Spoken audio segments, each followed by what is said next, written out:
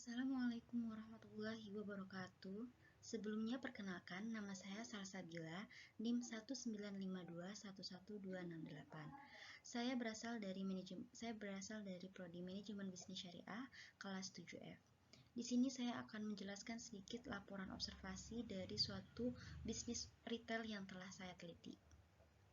Sebelumnya, laporan ini juga disusun oleh anggota kelompok dari kelompok saya, yaitu Zufa Vinci Elsabeth, lalu ada saya sendiri, dan yang terakhir ada Lia Nurfaisi.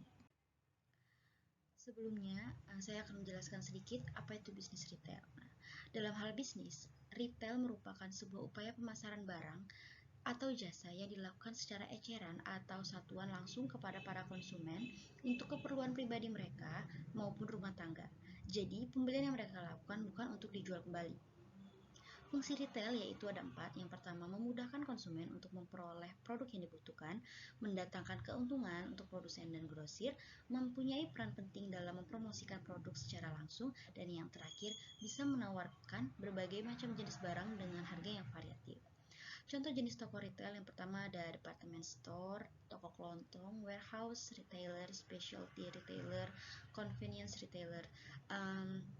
Contoh dekatnya dengan kita yaitu seperti Indomaret, Alfamart, ada Super Indo, dan Luwes ataupun Laris. Hasil observasi yang saya dapatkan dengan anggota kelompok saya yaitu kami mengobservasi toko kelontong Poppy, di mana nama pemiliknya itu Sukiyati, berdirinya pada tahun 2004, alamatnya berada di Ngijo Tengah, RT 1 RW 2, Tasikmadu, Karanganyar. Usaha ini berbadan usaha UMKM. Produk yang dijual banyak seperti sembako, galon, perlengkapan kebersihan, dan perlengkapan alat tulis. Aspek pemasarannya, strategi pemasaran yang digunakan di toko ini adalah dengan membuat tampilan menarik di toko, dengan menaruh makanan ringan yang digantung, tampilan toko yang selalu bersih, dan memberikan diskon produk kepada konsumen jika tanggal kadaluarsa sudah dekat, memberikan hadiah-hadiah produk seperti membeli teh satu mendapatkan 1 gelas cantik, lalu juga ada diskon lainnya. Biasanya para tetangga yang sudah langganan membeli produk dengan cara mengirim pesan secara langsung atau datang langsung ke toko dan meminta diantar produk barangnya ke rumah dengan gratis ongkir, misalnya galon aqua dan gas. Dalam penetapan harga yang ditetapkan berbeda-beda sesuai dengan jenis produknya. Untuk keuntungan pemilik, toko minimal mengambil keuntungan antara 500 perak hingga 1.000 rupiah. Hingga 10.000 rupiah, maaf. Lalu untuk segmentationnya ada 3 di sini, yaitu pertama segmentasi geografis, segmentasi demografis, dan segmentasi psikografis. Untuk yang pertama, untuk yang geografis, masyarakat umum semua kalangan yang tinggal atau melintasi Jalan Ngijo Tengah, RT 1 RW 2, Tasikmadu, Karanganyar. Lalu untuk yang demografis, semua kalangan masyarakat seperti ibu rumah tangga, para pekerja harian, anak-anak, remaja, dewasa, dan orang tua. Karena jenis toko ini, toko kelontong, semua orang bebas untuk belanja di sana. Untuk segmentasi psikografisnya, semua kalangan masyarakat yang ingin membeli sembako, cemilan, dan produk-produk konsumsi rumah tangga lainnya. Targetingnya, masyarakat umum semua kalangan yang tinggal atau melintasi Jalan Ngijo Tengah, RT 1 RW 2, Tasikmadu, Karanganyar. Lalu untuk positioningnya, toko kelontong Poppy merupakan jenis toko retail yang menjual berbagai produk kebutuhan konsumsi rumah tangga seperti sembako, bumbu dapur, alat kebersihan, cemilan, bensin, rokok, gas, galon, dan kebutuhan lainnya. Untuk aspek sumber daya manusianya, di toko kelontong tidak menggunakan kerja berbayar, tidak menggunakan tenaga kerja, tetapi sistem bisnis keluarga dengan SDM adalah anggota keluarga sendiri. Mengingat jenis retail adalah toko kelontong yang lokasinya menyatu dengan rumah tempat tinggal sehingga tidak perlu dikeluarkan biaya tenaga kerja untuk SDM. Lalu toko retail ini juga kan masih kecil, tidak terlalu besar.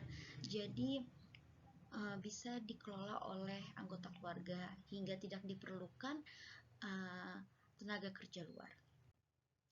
Untuk tata letak ruangnya, pemilihan lokasi bisnis retail ini menyatu dengan rumah sehingga untuk penjagaannya lebih mudah dan aman. Lokasi ruko terbilang strategis mengingat jarak dengan toko lainnya lumayan jauh. Jadi di sekitar toko tersebut tidak ada toko lain sehingga masyarakat lebih memilih untuk membeli di toko Popi ini. Tata letak ruang toko menyesuaikan dengan luas toko yang tidak terlalu besar.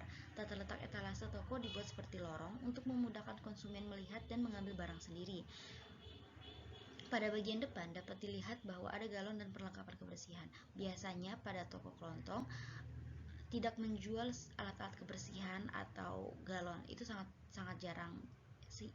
Jadi untuk memudahkan konsumen mengetahui bahwa toko tersebut menjual galon dan alat kebersihan, maka galon dan alat kebersihan ditaruh di depan toko. Lalu untuk manajemen relasional bisnis retail, dengan menciptakan nilai untuk konsumen dengan mengidentifikasi kebutuhan konsumen pada masa kini seperti menjual masker dan memberikan proses layanan terbaik. Lalu yang kedua, jika banyak konsumen yang bertanya suatu barang yang tidak dijual di toko tersebut, maka sebisa mungkin akan diadakan ke depannya karena melihat minat yang tinggi atas barang tersebut. Untuk perilaku konsumennya, pelanggan paling banyak adalah tetangga atau penduduk sekitar toko. Konsumen biasanya mengambil barang secara langsung atau diambilkan oleh pemilik warung. Dan yang terakhir, setelah mendapatkan barang yang dibutuhkan, konsumen melakukan pembayaran dan menerima kembalian uang belanja jika terdapat kembalian uang belanja. Pengelolaan bisnis. Pada faktor SDM, dengan usaha yang masih terbilang sangat kecil, bisnis ini hanya tidak memiliki pegawai. Maaf, di sini ada kesalahan. Dulunya ada, tapi sekarang sudah tidak ada pegawai lagi. Hal tersebut untuk mengurangi biaya gaji yang tidak efisien karena usahanya kecil, bisa dijaga dengan anggota keluarga rumah sendiri, jadi dikelola oleh anggota keluarga itu sangatlah efisien. Faktor keuangan. Setiap hari setelah toko tutup akan ada perhitungan laba rugi yang diterima pada hari tersebut. Untuk pemasaran, di daerah sekitar tidak ada toko lain yang mendirikan usaha serupa, sehingga dengan otomatis masyarakat sekitar akan membeli dan berlangganan di toko kelontong kopi. Jadi tidak perlu mengadakan pemasaran yang terlalu besar. Sedangkan untuk produksi dan operasi, mengingat ukuran bisnis yang masih kecil, tidak ada pengelolaan bisnis yang terlalu signifikan. Hanya saja pemilik melakukan pengecekan tanggal kadaluarsa setiap seminggu sekali dan merapikan dagangan yang berada di etalase. Jika persediaan yang di etalase sudah habis, maka akan diisi lagi dengan persediaan yang sudah ada atau yang telah disediakan. Nah, ya ini sedikit foto-foto atau dokumentasi dari usaha toko kelontong Popi yang kelompok kami teliti, yang kelompok kami observasi. Dapat dilihat di bagian depan ada galon, ada bungkus kado, lalu ada juga alat kebersihan, ada aqua, banyak sekali yang dijual seperti toko kelontong pada umumnya. Ya, mungkin segitu saja pemaparan laporan dari saya, kurang dan lebihnya mohon maaf. Semoga dapat menjadi referensi atau pengetahuan bagi kalian yang menonton. Terima kasih telah menonton. Wassalamualaikum warahmatullahi wabarakatuh.